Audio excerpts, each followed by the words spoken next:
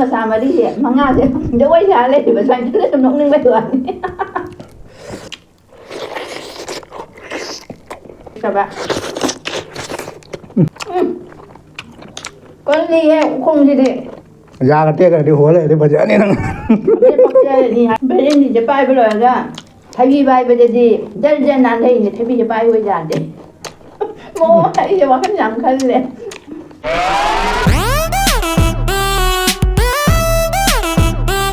ฮันบางทีเด็กคุยชแนลบุยังบิริบะชิลนาวอิเชชันมีอัมบูมันนี่มุกบางกิชแนลเดตารามนกเชอรี่มีอัมนกอกชาทงบะชาบิโรให้เราพูดกันสิที่อกชาทงบะปูดุนันลักเจเร่สิกันเลยเร่อกชาทงบะสิกันนะเกรวิลักเจเร่สิกันนะมิมิซิงจูเลยเร่สิกันนะเบลนดรีอิรอมบะเดี๋ยวขามนคาบะงานบะสิกันทับบิเลยเร่อิสิงเลยเร่เดี๋ยวมีอัมถึงเดี๋ยวบิดาซาบะหัวรักแกไปหันจ่าสิเบลนดีจ่าสิละใช่เบลนดีจ่าสิจ้ะจ่านี่มีเบลนดีumurok sujau ini mem. Salam badi ai di loi de tana. Atu di mem. Hukma ura ke? Ura ke?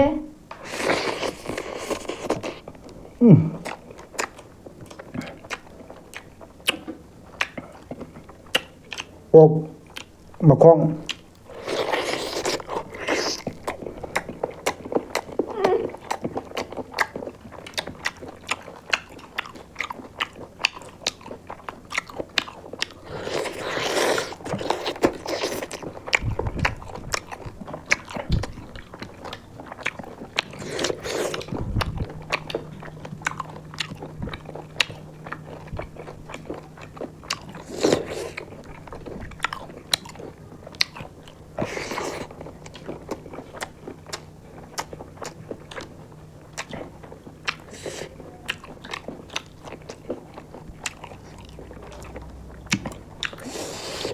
Rồi.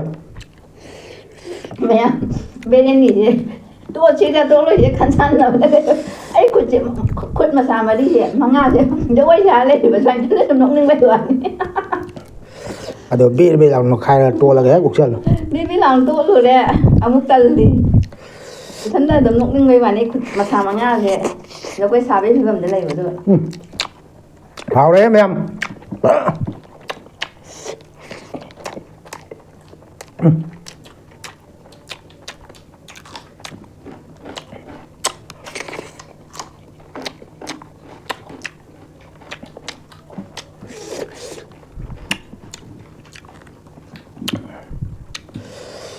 Bên nghỉ gì nó sao không kia bên nghỉ chứ mà thằng đầu nó sao con nào thế nó từ đã mà sao không thằng đấy lan nó mà được rồi xem nó phải sao Đây đây ạ, còn đấy cái hộp đà ra kìa. Hay thế. Ai hay đi bộ quạt bây giờ chứ nên là hay đi bộ mà tầm dậy làm này nấu sân liền Ốc sát thùng này này tôi rồi nhiều hết á. Căng trong cái thùng gai bên này cái sát của cái đã càm mà cả.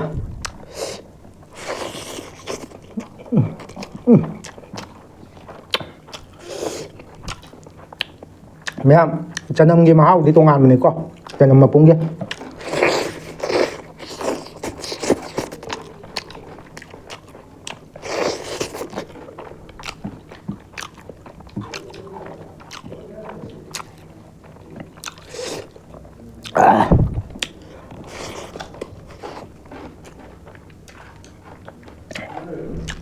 Mình xin chú giống lọc cất ra là cái bên em thìจะไปเลยก็thay vì bay bây giờ đi dân dân nan đây thì thay vìจะไปbây giờ điโม่ไอ้จะว่าขยันขึ้นเลยจ้าจานขึ้นเลยเนี่ย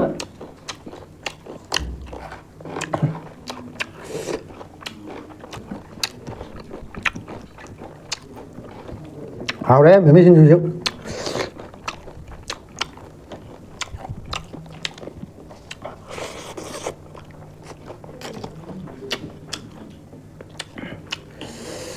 mẹ không?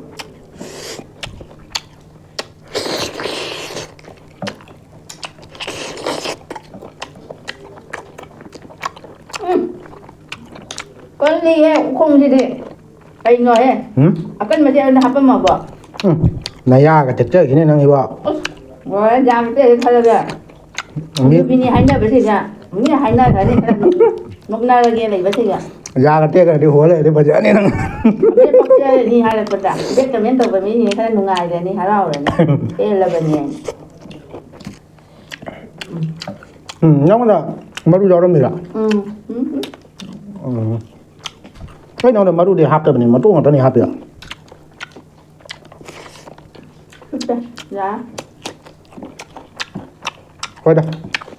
นี่เบลนดีกับมาดูสิปันนั่นจ้าอะไรแบบนี้นะ มาดูเดี๋ยวก็ชิงหน้า จะ ดู จะเราเลยนกนี่งอนเราเฉลยทันนะ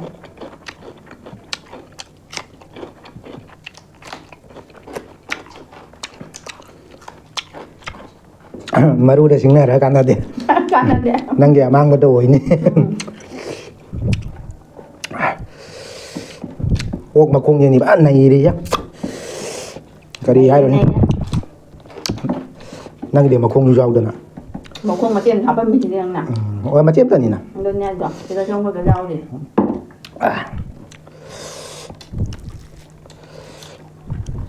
ขับไปหมายถึงนะจะพกด้วยไหมra thân ra rồi ấy thấy một mà đang gái lên mỹ kìa ấy người ta phải này đến chỉ với gia nhiều rồi mà tôi nha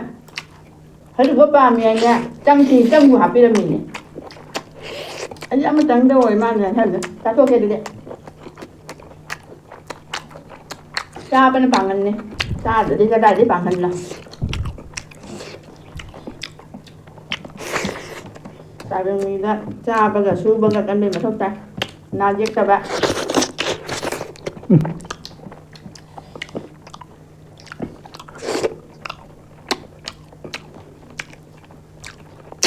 khả năng thì mình mới xin được vậy máu rồi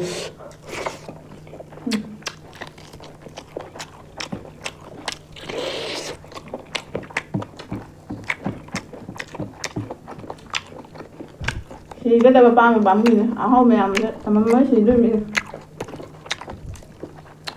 thì như thế khăn lùm mình thì ngày đi ra bên đó ít số nào tắm này là mình lại có thứ thì cái giáo học của mình làm cha phần nào có khi gì mẹ mấy ngày chúng ta làm cái miền Thái biết đâu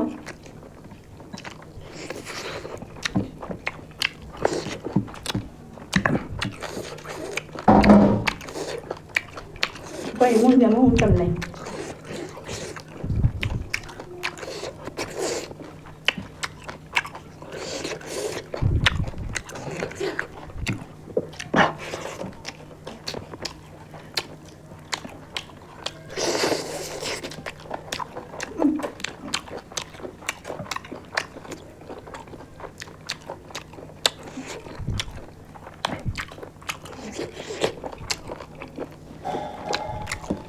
anh mình đang ăn gì cha cái gì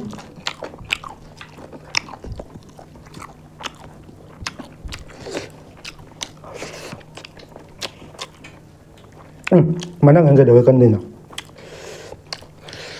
mình mà mang cái ra thì không hề gì này nè cái này anh đi hai đi mấy cái hai đi mấy cái này này mẹ mà đúng này con tên là gì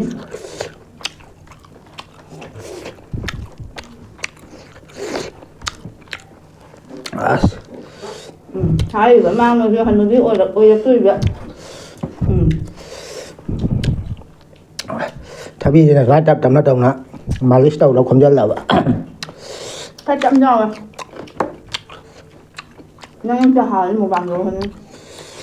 ไอ้ชุบก็ได้ว่าเลยเนี่ย chụp cái này đi à nó dàn tàn sao nó thế đấy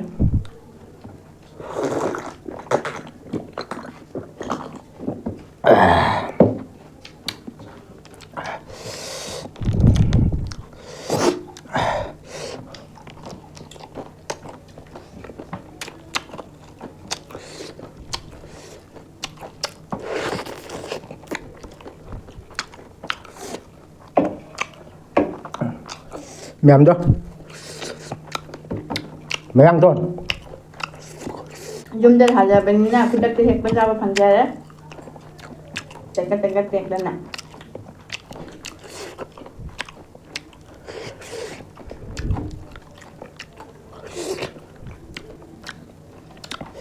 ꯆꯅꯝ ꯆꯅꯝꯒ ꯆꯨꯞꯇ꯭ꯔꯕ ꯉꯥꯎ ꯀꯣꯟ ꯆꯠꯄ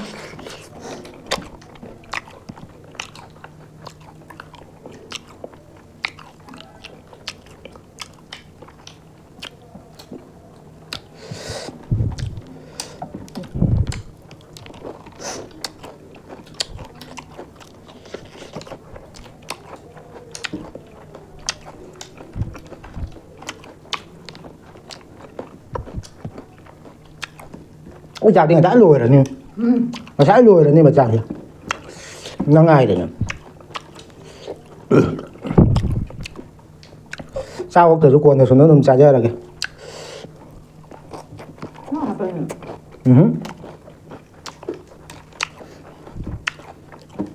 cha cái lâu rồi chả ninh rồi rồi sa gam di chaba ada mora mu hay biết cái này chắc giảm cha cái ở tham nào vậy là rồi tăng như thế nào chắc giảm cha đi chắc chi đây rồi mình tân đi mà con cha nên ngang vậy cha thì là học cha con đàm thấy nó mà ngày đấy đi ạ băng bên ngoài ngang sa gam chả mình sẽ băng như cái này bên này con cha nên là chân mà sa chân như này nè cái nào cần phải thay đổi cha là học cha cái giờ thay đổi cho tôi rồi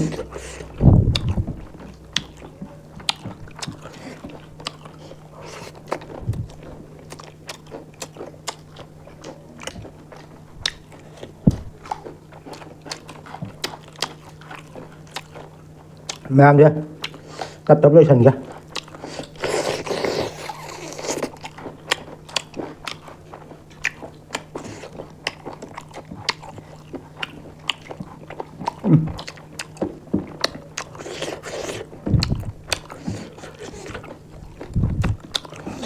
sai thì ngay tùm thế này mà không gì mấy ăn rau đâu mà bây giờ chứ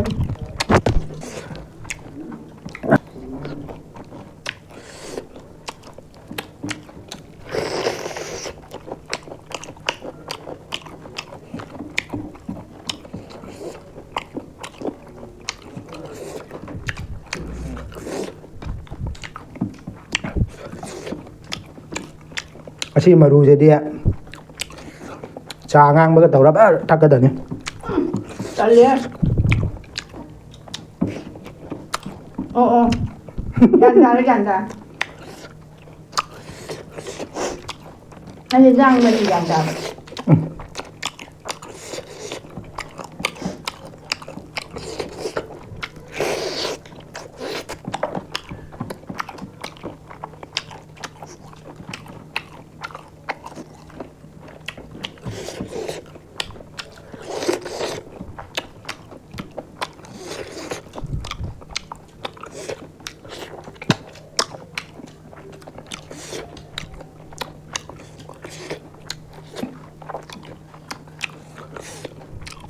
hả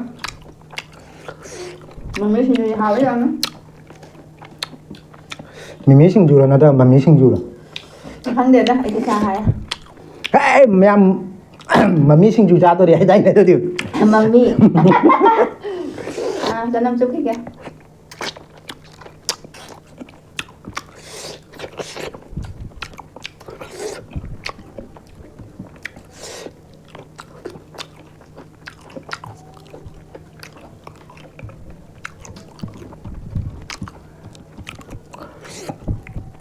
Tại nằm về ta ninh bây giờ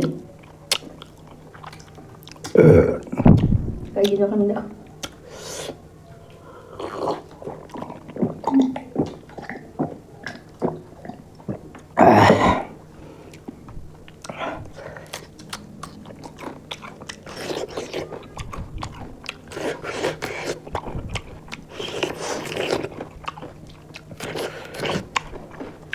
thịt nào nó lùi anhจะฉีดนานไหมที่โรงงานเจ็บอ่ะ cái gì cha rồi nè ไอ้จ้าเลยไอ้จ้าทางมาตึ้ง cái gì cha rồi nè ที่ฉัน ra nè một tổ hút xí là ลองรับไปเป็นคุณพี่อะ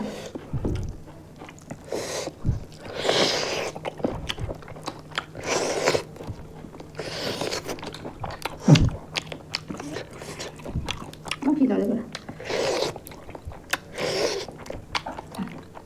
ꯑꯩꯒꯤ ꯂꯩ ꯊꯦꯠꯄꯒ ꯂꯣꯏ ꯊꯥꯗꯕꯤꯔꯝꯃꯦꯕ ꯑꯩꯅ ꯂꯩ ꯊꯦꯠꯆꯕ ꯁꯖꯥꯏ ꯍꯥꯏ ꯃꯈꯥ ꯇꯥꯔꯦ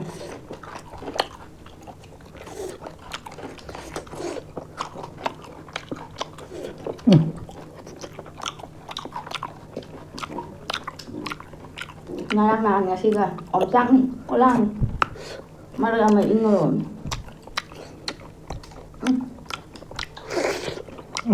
akatak to siya hayang siya hayang siya yun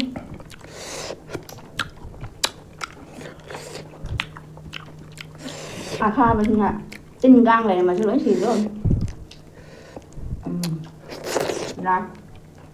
quay sang nha Thôi rồi ngắm ơi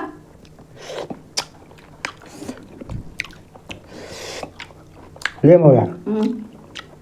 Phong có tên gì nữa này giảm ra thân giảm một ta cân sản nó giảm ra giảm ra cho mình mẹ bé học đấy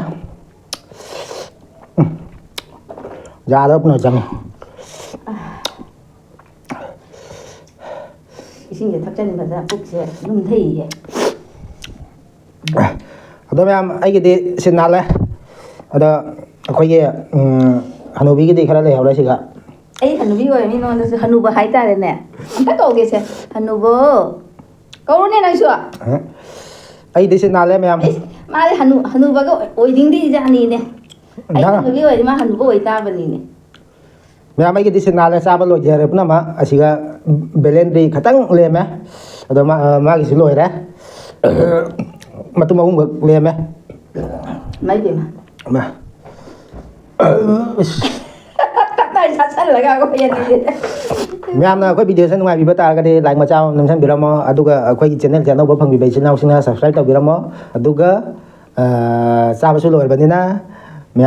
mathang next video da muk phang na rasi mayam bye bye